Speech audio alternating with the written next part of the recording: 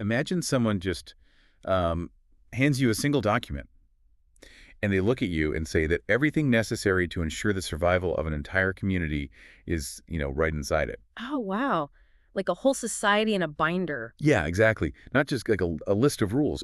We are talking about a genealogical map, a legal code, Yeah. a really detailed botanical pharmacy, and and this is wild, an alternative history of the world stretching back over 600 years. That is just incredible. Right. So today, you and I are going to spend some serious time unpacking a source text that functions exactly like that. It's titled The Legacy and Laws of the Henry Norman Wynand Namas. And it really is a remarkable piece of source material. I mean, usually when we look at organizational structures or constitutions, we expect, bureaucracy, No. dry mission statements. Other boring stuff. Exactly. But what we have here is a living archive. The Henry Norman Wynand Witbooi Namas are a distinct Nama lineage. And this document is essentially the connective tissue that binds their past, their present, and their highly structured leadership. Yeah, it covers literally everything. How they govern themselves, how they marry, how they mourn. And most importantly, how they remember exactly who they are. Yes, that identity piece is huge. And, before we dive into any of the fascinating mechanics of how this community operates, there is a foundational boundary line the text draws in the sand, right on page 1. Oh, the identity statement. Yeah, it's literally marked as an important identity statement. The text insists emphatically that the Henry Norman Wynand Witbooi Namas are based entirely in South Africa. Right, they make that very clear. They state that they are completely independent of and not blood related to the Khoisan Nama or the Witbooi of Namibia.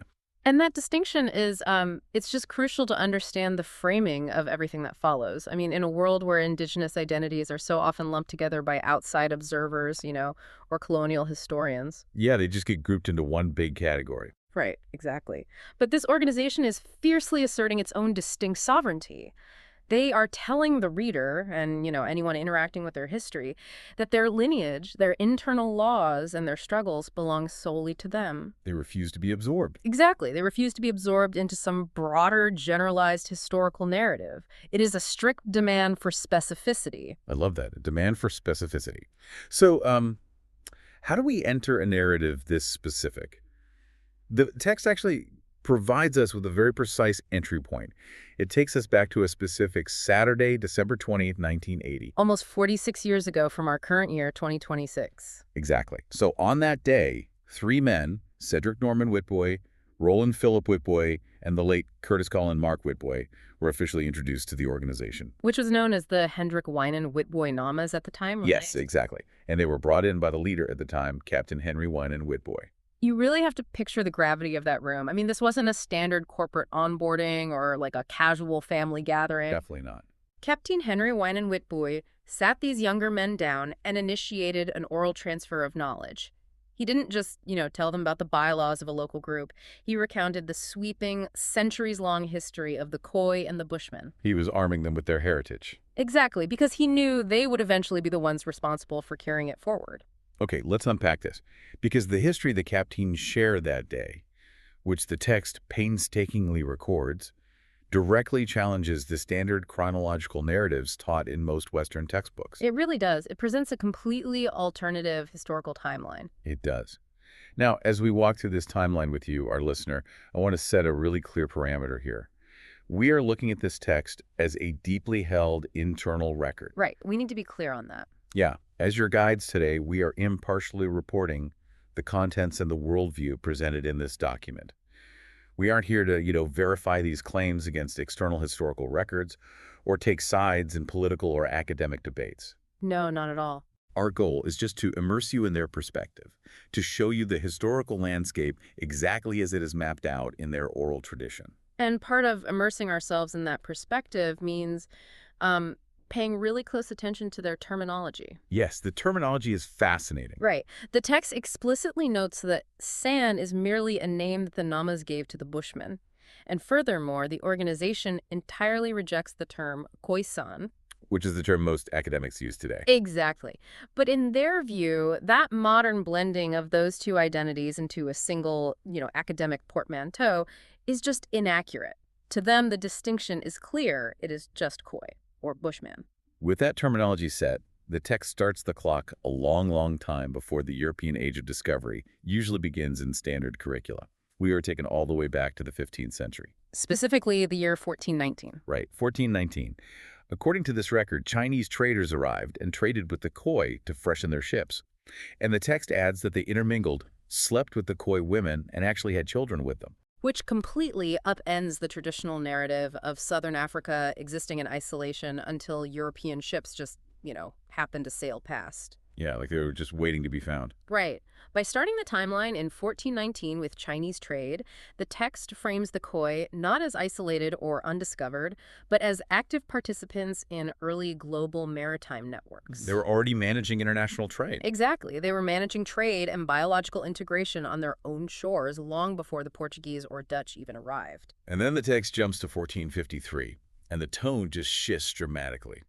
The oral history states that the Pope ordered white missionaries to go to Africa to teach the Bible. But the text claims the underlying motive was entirely different, right? Yes, it states the sole reason for this papal order was a deliberate plan to colonize them and steal their land. Notice how that reframes the whole European arrival. It removes any notion of, accidental discovery or benign religious outreach. It makes it premeditated. Exactly. From the perspective of this text, the systemic invasion of their land was premeditated. It was a calculated top-down strategy initiated in Europe long before the first ships even breached the horizon. And when those ships finally do arrive, the text records a fierce, successful resistance. So in 1485, the Portuguese explorer Bartholomew Diaz arrives. And standard history usually paints him as this heroic navigator. Right. But the text states his men stole water, cattle, and vegetables. And in response, the Khoi people fought them, chased them away, and won the war. The phrasing here is just essential. Stole. Standard histories might describe explorers, foraging or securing provisions. Just casually picking up supplies. Right. But this text categorizes it as outright theft. It asserts a concept of indigenous property rights. The water and the cattle were not just free for the taking, they belonged to the Khoi. And taking them without permission was an act of aggression. Exactly, an act of aggression that warranted a full military response. And that exact pattern repeats 11 years later. The text notes that in 1496, Vasco da Gama arrives. And again, the oral history states he was chased away by war. Let me guess, for the same reason. Yep, because his forces took water, meat, and vegetables without asking the owners of the land. The owners of the land. That phrase right there dismantles the whole colonial legal concept of terra nullius. The idea that the land was just empty or unowned. Yeah, they're just up for grabs. Exactly. The text is making a retroactive legal argument that they were the sovereign proprietors and the European explorers were essentially heavily armed poachers. Wow, heavily armed poachers. That's a powerful way to look at it. And the resistance escalates even further in 1509.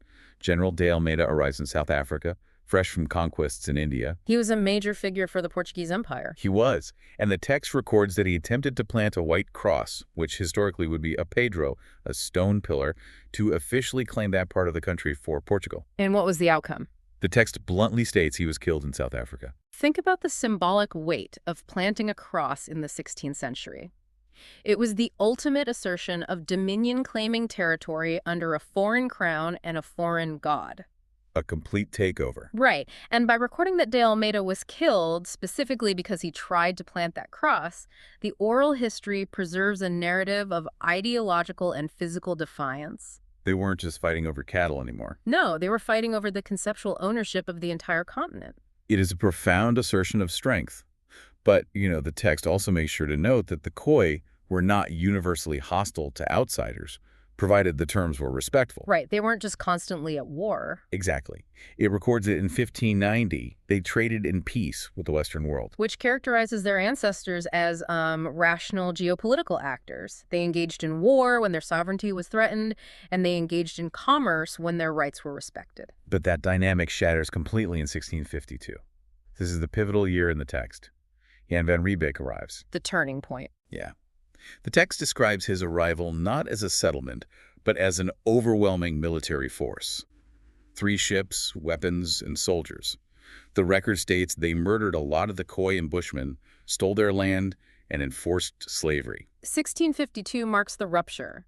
In their timeline, this is where the era of successful military repulsion and equal trade ends, and, well, the era of systemic oppression and dispossession begins. It's the trauma that necessitates the survival mechanisms we'll see later in the document. Exactly. And dealing with that trauma requires an ironclad grip on who you are and where you come from, which actually brings up a massive internal debate that the text addresses regarding the first peoples of South Africa. Right. The text points out that colonialists and apartheid-era historians claim that the Bushmen were the first people in the region. This is a highly contested area of historical taxonomy. And Captain Henry Norman, Wynand, Witbooi did not mince words about it. The text records him calling that claim a lie. The organization insists that the Khoi were the first people in South Africa. And there's evidence for that. They point to the fact that they were the ones fighting those early 15th century wars against the Portuguese. They are actively fighting against historical erasure here. I mean, during apartheid, manipulating the timeline of who arrived when was a tool used by the state to justify land policies. Yeah, to say, well, you weren't here first anyway. Exactly. By firmly rejecting the state's narrative, the organization is reclaiming their primacy. But they don't just use oral arguments to reclaim that primacy. They use physical artifacts. Oh, the rock art. Yes. The text specifically addresses the widespread narrative that all ancient rock art in South Africa belongs to the Bushmen. The captain called that another lie, and the text backs it up with this stunning detail. It's one of my favorite parts of the document. It states that the Witbooi family currently possesses 2 rock art paintings. These are not just, anonymous historical relics pulled from some cave. The text claims these specific paintings were created by the captain's great and great-great-grandfathers. That completely collapses the distance between ancient antiquity and modern family lineage. I mean, when we look at rock art in a museum, it is usually presented as the work of an unknowable, vanished people. Right, like it's from thousands of years ago and the artists are a mystery. Exactly. But here the text is saying, no, that is not anonymous art. That is a family heirloom. That is my grandfather's work. It transforms an archaeological artifact into a living deed of inheritance. The text calls these 2 paintings the treasures of the Witbooi family, insisting they must remain in their possession. It's such a powerful defiance. But, to protect those treasures and to survive centuries of systemic oppression starting from 1652, you need an incredibly robust internal structure. You definitely don't survive that timeline by accident. No, you don't. You survive it through law. And that brings us to the next massive component of this text, the customary laws. This document outlines the traditional rules and governance practices of the Witbooi Namas, who are a subgroup of the Khoikhoi people. Geographically, where are they located according to the text? It associates them with Cape Town, Kimberley, Uniondale, Pisangs River, and Nisa. It's a pretty wide distribution. And managing a community spread across those areas requires a central unifying force. Exactly. That force is the Captain, or the Gab. In their chiefdom system, the Captain is the ultimate nexus of authority. This isn't a modern democratic presidency where powers are separated. Right. There's no legislative, executive, judicial split. Exactly. The Captain holds political power, judicial authority over disputes, and spiritual leadership. It is an all-encompassing role. And the rules for acquiring that role are incredibly rigid. You don't campaign for it. The text states, the captain must inherit and must be the oldest son. And what if there isn't a firstborn son? If there is no firstborn son, the law dictates that the captain's brother must inherit the leadership. It is an unbroken bloodline succession. It creates absolute certainty. In times of crisis or external threat, a community just cannot afford the instability of power struggles or electoral vacuum. Yeah, no messy elections. Right. Hereditary succession ensures that everyone always knows exactly who the leader is and who the next leader will be. Now, while I was reading that, my mind immediately went to European royalty, the whole concept of the heir and the spare. And the text actually addresses that comparison head-on with an incredibly bold claim. Oh, this is fascinating. The text explicitly asserts that the British copied their royal structures from the Nama people. It is a massive flex of cultural primacy. Right. The text points out that the British rule, where the king or queen must be the oldest child and the royal house is strictly bloodline family, is a direct reflection of ancient Nama customary law. Now, I have to push back a bit on the historical mechanics of that. Because of the timeline. Yeah, how could the British Crown have copied a system from southern Africa centuries before they even arrived there? Well, if you look at it strictly through the lens of chronological European history, it seems, highly improbable. However, if you pull back and look at the bigger picture of what the text is doing, The literal mechanics of the claim are less important than the psychological and symbolic power of the claim. Okay, what do you mean by that?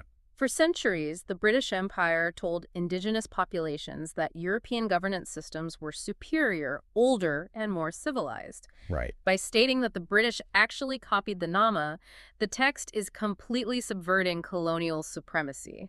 It elevates the dignity of the Nama system, telling their people, our laws are so perfect, so ancient, that the world's largest empire had to borrow them. It is a brilliant mechanism for instilling pride. Okay, that makes total sense. It's about asserting equal or greater footing, and the power wielded by the captain within this system is absolute. The text notes he has the right to veto all decisions. And he carries a physical symbol of that, doesn't he? Yes, he carries a stick inherited from his forefathers, symbolizing that unbroken authority. But he is not an autocrat ruling in complete isolation. He relies heavily on the Chief Tribal Council of Elders. They are the advisors, the sounding board, and the ones who help manage the day-to-day enforcement of these laws. Which leads to a rule in this document that absolutely stopped me in my tracks. Yeah. It is the unwritten rule. Ah. Let me read it directly from the text. Nothing in writing like minutes regarding the Witbooi Namas must be on record. I have to be honest. Trying to comprehend this from a modern organizational standpoint is so difficult. It breaks every rule of modern administration. Exactly. If you have branches from Cape Town to Gesna, how do you govern without minutes? How do you maintain consistency without a paper trail? It is entirely counterintuitive to everything we are taught about running an organization. We believe that if it isn't written down, it didn't happen. If it's not in an email, it doesn't exist. Right. But you have to view this rule through the lens of their history. Go back to that timeline. 1652 onwards. Colonial powers used written language as a weapon of dispossession. Oh, wow. I hadn't thought of it like that. Treaties were drafted in languages indigenous people didn't speak. Paper deeds were used to legally steal land. Written laws were used to track, tax, and subjugate. In that context, paper is not a tool of administration. It is a tool of surveillance and control. So the refusal to keep written minutes is essentially an anti-surveillance measure. Exactly. It is profound security.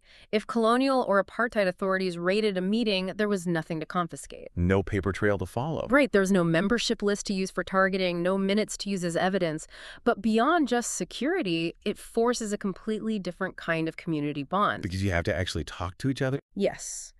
When you cannot rely on a filing cabinet to settle a dispute about what was decided last year, you have to rely on human memory. You have to actively engage with the elders. The law lives in the collective memory of the community, not on a dusty piece of paper. It requires constant engagement and absolute trust. It turns the law into a living conversation. If you want to know the rules, you have to be present. You see that same communal engaged approach in how they historically managed their resources, too. Right, regarding the land. The text outlines that land was not privately owned. Because private ownership in a semi-arid environment like parts of southern Africa is often impractical and leads to intense inequality. The text explains that the land belonged collectively to the community. The captain and the elders would allocate grazing areas and settlement space. It was a system of use rights. So you didn't own the land itself. Right. You didn't hold a title deed to the river. Yeah. You had the right to access the water and the grazing land, and that access was strictly regulated by the leadership to prevent internal conflict. And when conflict inevitably did arise over grazing rights or boundaries, they didn't rely on external colonial courts. No, the dispute resolution was entirely internal and highly structured. The text lays out the process. You present the dispute to the captain or the elders. They hold a public hearing where both sides are allowed to speak their piece. A transparent community process. Exactly. The elders discuss the merits, recommend a solution, and then the captain announces the final binding decision. It bypasses formal state courts entirely, keeping the community's affairs private and handling them with swift, culturally understood justice. But maintaining that level of independence requires intense social discipline. The text emphasizes this, noting that historically there was strict internal discipline. This included absolute loyalty to the captain, adherence to organized command structures, and a strong religious influence, as Christianity heavily influenced the Witbooi over the centuries. And joining this highly structured, disciplined organization requires maturity. It isn't just an automatic birthright. No, the rule is clear. You must be 18 years old to officially join the organization. So children aren't members. The text clarifies that children are deeply educated in the culture, the history, and the traditions from birth. They are immersed in it. But the actual mantle of membership, the responsibility of upholding these laws, is reserved for adulthood. It creates a rite of passage. You transition from being a passive recipient of the culture to an active protector of it. And that transition points us to the next major section of the source text. We've explored the macro laws, how they govern the land and the history. Now, the text meticulously details the micro laws, the customary laws that govern the intimate life cycle of the individual. The tapestry of life. It covers birth, puberty, and marriage. And the rituals are vividly specific. Let's start at the beginning. At birth, the text states a sheep is slaughtered. A celebration for the community. Yes, the community gathers for dancing and singing, and the stated purpose in the text is beautiful. It is to welcome and introduce the child to their ancestors. It is a profound psychological grounding. From the moment they arrive, the child is told, "You are not alone. You are the latest link in a chain that stretches back centuries." I love that. And the slaughtering of the sheep is an economic sacrifice by the family to physically manifest that spiritual connection. Then the text moves to puberty, specifically focusing on young women. It notes that when a girl gets her periods, she enters a specific cultural phase where she becomes what the text calls a hookmeissie. That period of transition is heavily guarded and guided by the community. The text explains that during this time, she is taught by the elder Nama women. They pull her close, and the explicit goal of this education, according to the document, is for her to become a trusted, real adult. So it's not just about the biological changes. Not at all. It isn't just biological education. It is moral and social education handed down directly by the matriarchs. They're teaching her how to navigate the complexities of their society. And the most complex social arrangement in any society is marriage. Oh, this section of the text is incredible.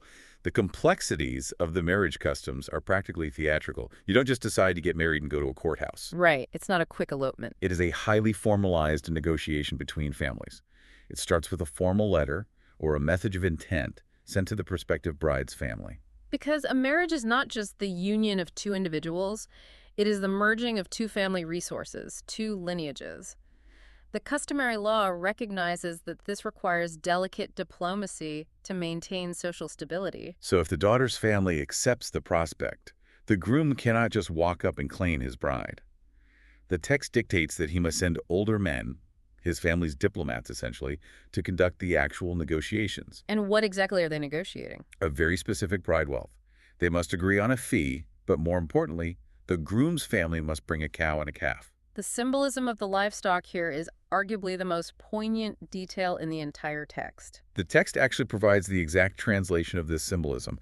The cow represents the mother, and the calf represents the daughter. By bringing them together, the groom's family is physically acknowledging the deep bond between the mother and the child they are taking away.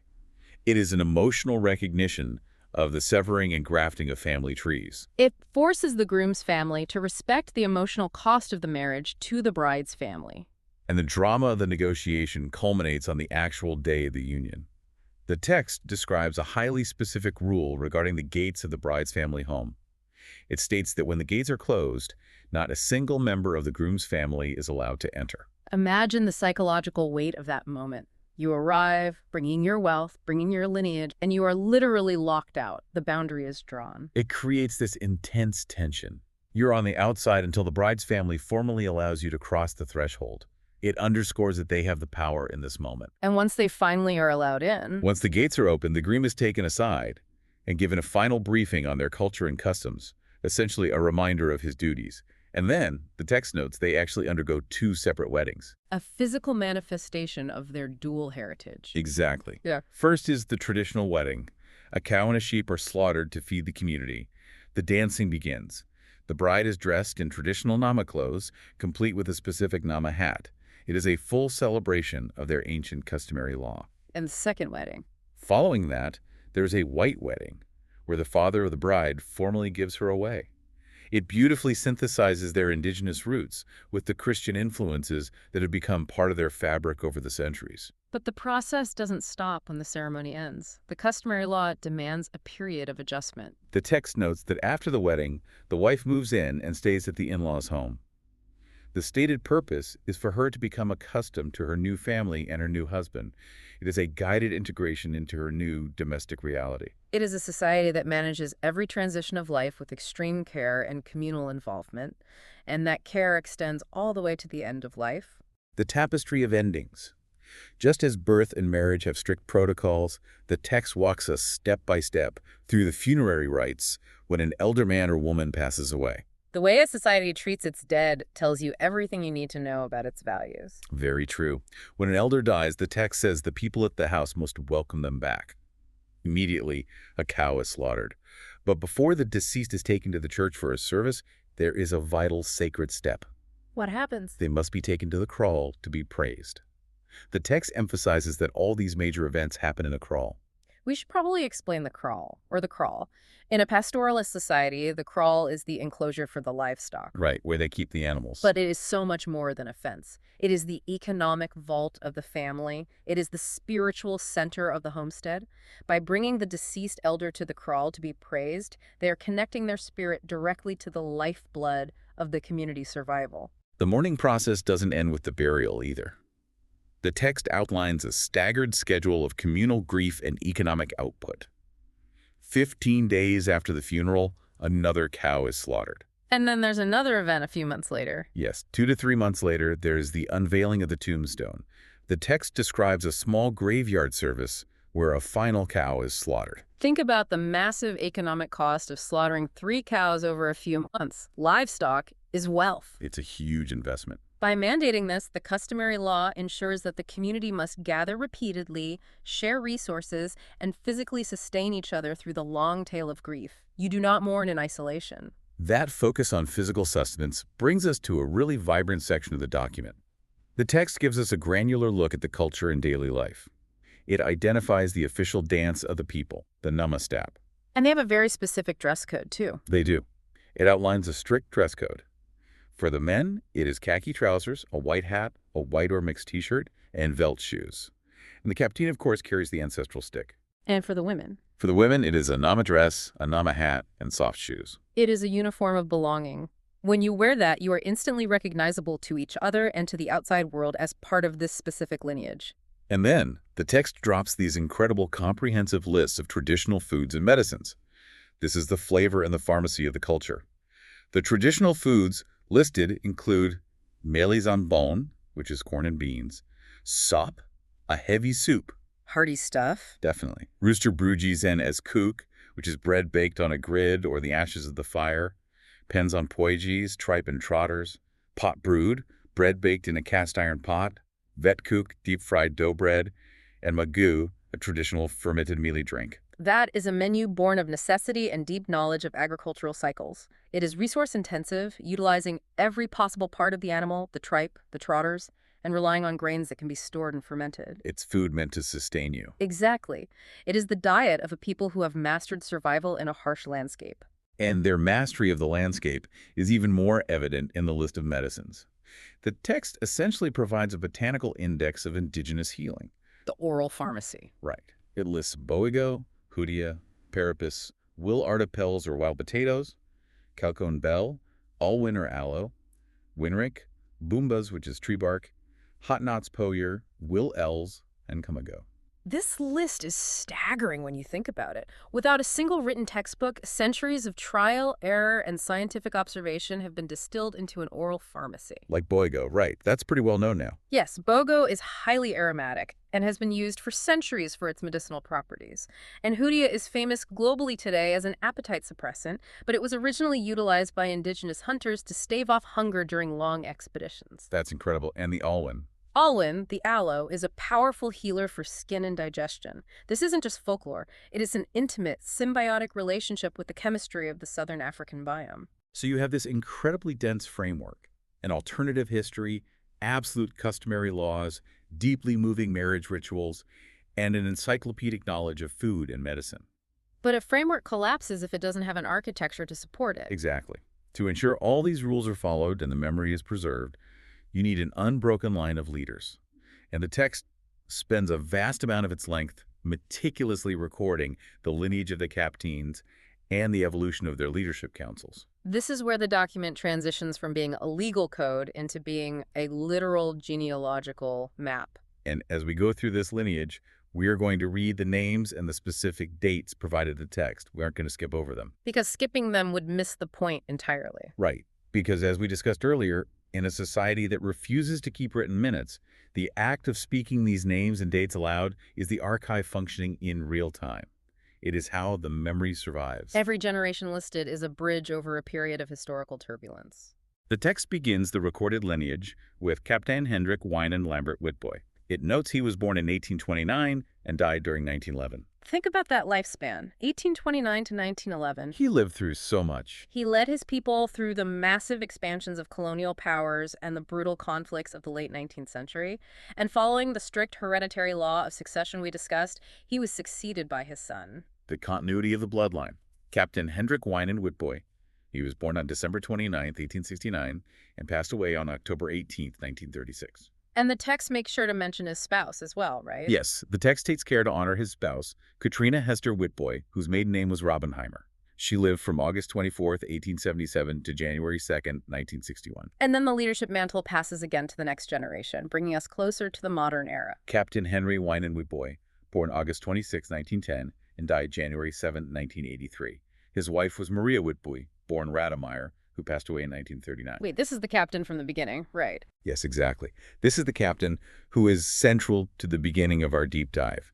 He's the one who hosted that pivotal meeting on December 20, 1980, sitting down with the younger men to recount the history of the Khoi and Bushmen. And the text actually details the exact chief tribal council that was elected the very next day, on December 21st, 1980. Yes, the 1980 council. It was a formalization of the leadership structure. It included Captain Henry Wynand Witbooi himself, his vice captain Henry Norman Wynand Witbooi, Samuel Frederick Witbooi, Lambert Matthias Witbooi, Smartrik Johannes Witbooi. And the younger men from the meeting were included too. Right, Cedric Norman Witbooi, who acted as the secretary, Roland Philip Witbooi, and Curtis Colin Mark Witbooi. But that specific configuration was short-lived, because the captain's long life was coming to an end. The text notes that Captain Henry Wynand Witbooi ended that long meeting in 1980, and a few years later passed away on January 7, 1983. So the succession moves forward. Following the ironclad customary law, Henry Norman Wynand Witbooi took over the leadership in January 1983. He became the captain of the organization. He was born on August 16, 1935, and died on June 17, 2008. And his wife. The text proudly notes his wife, Lena Magdalena Witbooi, born Cap, on October 30, 1943, and specifies that she is still alive. When Captain Henry Norman Wynand Witbooi took over, he reconstituted the tribal council from those core members.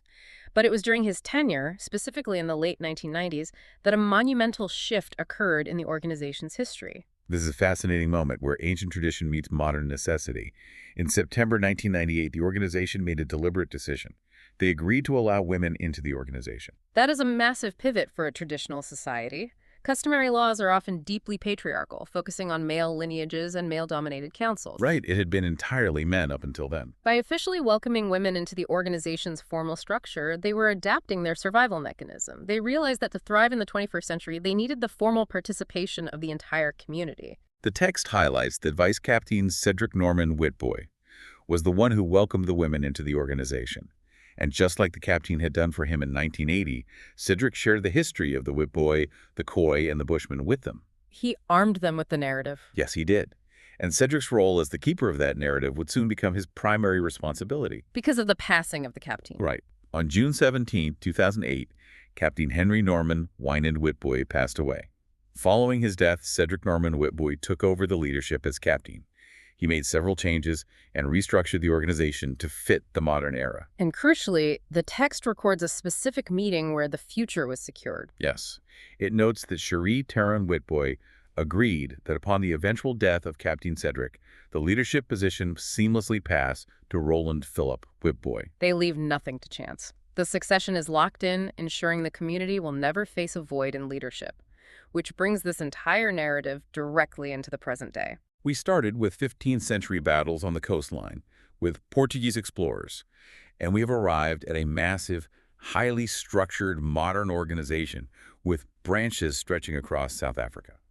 The current executive council, appointed by Captain Cedric according to customary law, is a testament to how far this lineage has expanded and modernized while keeping its core identity intact. I'm going to read the current executive roll call because seeing the scale and the specific roles of this organization is vital to understanding their modern footprint. We have Cedric Norman Witbooi leading as the national captain. And Roland Philip Witbooi serves as national vice captain and is also the branch head of NISNA. Neilton John Witbooi carries massive responsibility as the national chairman, the branch head of Cape Town, and the manager over the whole Western Cape province. Then there's Quint Grant Witbooi, who is the national deputy chair and the branch head of Batu-Plettenberg Bay. They have a really robust financial structure, too. Cherie Taryn Witbooi is the national treasurer general, and Colleen Abigail Witbooi, also known as Sweenpool, is the national vice treasurer. Lizelle Leo, whose maiden name is Witbooi, serves as the national secretary general, the branch leader in Pretoria, and the head of the Gauteng province. Michaela Louise Van Eden, born Leo, acts as the national deputy secretary general. The executive team also includes Sharon Aloma Witbooi, Charlotte Felicity Wanza, born Witbooi, and Lucille Bruiners, born Witbooi. And look at these modern roles. Crystal Purin, born Witbooi, is the national events coordinator. Rochlikin Witbooi is the national head of the Nama School and Events Coordinator, ensuring the next generation learns the language and the history. Also serving on the executive are Jade Carlin Witbooi and Kalanjoy Koromansky, born Witbooi. And finally, the text honors the late Samuel Frederick Witbooi and Lena Magdalena Witbooi as honorary presidents. It is a phenomenal logistical, cultural, and educational network. They are running schools, coordinating national events, and managing finances across multiple provinces. And supporting this massive executive branch is the Council of Elders. The text is specific about the elders. Members of the Council of Elders must be 60 years or older. Their function is critical, right? Yes, they make decisions alongside the captain and vice captain for implementation. This council brings the weight of experience. It includes Captain Cedric, Vice Captain Roland, Honorary President Lena Magdalena, Denise Vivian, who is married to SF Witbooi, Sharon Aloma, Celestin Carroll, who is married to Vice Captain Roland, and Gail Ruby, who is married to Curtis. Now, to fully honor the scope of the text we are diving into today, we must acknowledge the final, extensive section of this document. It is a comprehensive list of deceased and living members, alongside their spouses and their exact life dates. And we're going to read these names and dates because it is easy to view a list of names as just, bureaucracy or a raw data dump. But it's not for them. Exactly. When you are looking at an oral culture that specifically bans written minutes to protect itself, this genealogical memory is everything. If you think about the span of time these lives represent, it is staggering. These are individuals who lived through the entirety of the 20th century. To the brutal height of formal apartheid. Yes, and through the transition to democracy. And through it all, their core structural identity was mapped right here in this family tree. The survival of a people is mapped in these specific birth dates and spouses. Let's honor the deceased members that the text meticulously details, who we haven't previously mentioned in the timeline. The text records Lambert Martinus Witbooi, born April 3, 1938, who died May 5, 2006. Alongside him is his wife, Veronica Maud Witbooi, born Botha, who lived from December 4, 1947 to January 11, 2011. We have Smartrick Johannes Witbooi, born August 27, 1939, who died October 29, 2015. His wife was Mietta Witbooi, born Kleinhans, who lived from October 10, 1952 to August 5, 2021. There's Curtis Colin Mark Witbooi, who was there at that pivotal 1980 meeting. He was born August 9, 1962, and died June 24, 2018. The text honors Lou Ann Millicent Arenzi, born Witbooi. She was born February 21, 1971, and passed away recently on September 18, 2023. And Samuel Frederick Witbooi, born October 6, 1936, who passed away on February 3, 2026. Hearing those dates, you realize the immense loss of institutional memory that occurs when an elder passes. It highlights exactly why those funerary rites in the kraal and the careful succession planning are so deeply necessary. You really feel the weight of those generations. You do, but the text doesn't end with the deceased. It proudly lists the living members and their spouses who carry the culture forward today. Let's read the current guardians of this lineage as recorded in the source text. We start with Captain Cedric Norman Witbooi, born September 28, 1961. The text notes he was married to Cheryl Avis Witbooi, born Boggenpaul, who lived from July 2, 1955 until January 10, 2020. Vice Captain Roland Philip Witbooi, born October 2, 1962, who is married to Celestine Carroll Witbooi, born Gelderblom, on January 5, 1965. Neilton John Witbooi, born January 18, 1972, Married to Haley Witbooi, born Pastor, on April 7, 1976. Clint Grant Witbooi, born July 4, 1977. Colleen Abigail Witbooi, born April 10, 1979, who is married to Adrian Martin Swampole, born May 11, 1984. Sharon Aloma Witbooi, born August 5, 1965. Charlotte Felicity Wanza, born Witbooi on January 5, 1968. Married to Benjamin Malcolm Wanza, born July 15, 1965. Crystal Laverne Purin, born Witbooi on May 11, 1968. Married to DeWitt Johan Purin, born February 25, 1966. Lucille Veronique Bruners, born Witbooi on March 3, 1972. The text honors her late husband, Selwyn Edward Bruners, who lived from May 9, 1967 to February 3, 2018. Lizelle Ruth Leo, born Witbooi on October 10, 1971, married to Gavin Whalen Leo, born October 13, 1966. Jade Witbooi, born March 7, 1993. It is truly breathtaking to hear it all laid out like that. When you read the names back to back, you aren't just reading a roster. No, you are reading the physical evidence of survival against centuries of odds. As we synthesize this deep dive into the source text, it's incredible to reflect on the sheer scale of the journey we've just taken you on.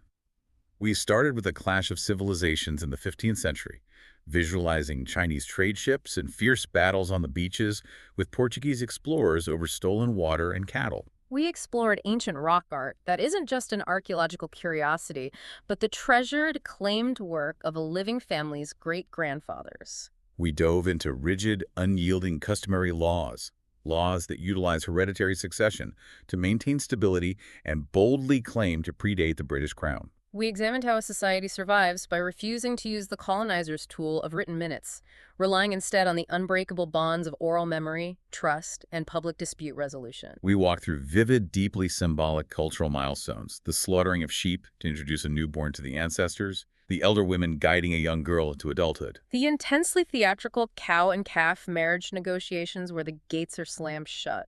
and the sacredness of bringing an elder to the kraal one last time.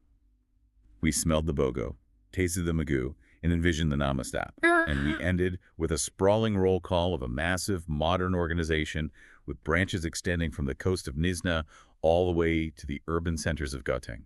It is a profound testament to human resilience and the architecture of culture. And, as we wrap up this exploration, the nature of this document leaves me with a final provocative thought. What's that? We live in an era where we outsource our memory. We back up our entire lives to the digital cloud. We have terabytes of photos, thousands of emails, endless digital footprints that we trust will exist forever. We really do just assume it'll always be there. Right. But the Henry Norman Wynand Witbooi Namas have survived centuries of systemic erasure by relying entirely on human memory, strict laws of succession, and communal ritual. Their archive is in their minds and their actions. It's living memory. Exactly. It raises a fascinating question for you, the listener, to ponder. If all of our written records, all of our hard drives, and all of our cloud servers vanish tomorrow, would our families and our cultures have the internal strength, the deeply held rituals, and the oral discipline to remember exactly who we are 500 years from now? Wow. That is an incredible question to leave you with. If the servers went dark, would we survive the silence? Thank you so much for joining us on this journey into the sources today. It has been an absolute privilege unpacking this living history with you. Until next time, keep diving deep.